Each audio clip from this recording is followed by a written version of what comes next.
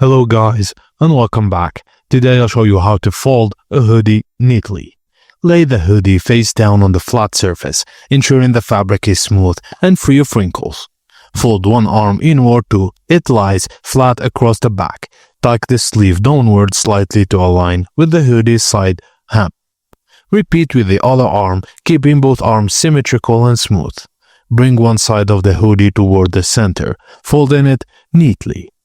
Now, fold the opposite side to meet the first fold in the middle, and fold the bottom of the hoodie halfway up toward the hood. Then fold it again so it overlaps the hood.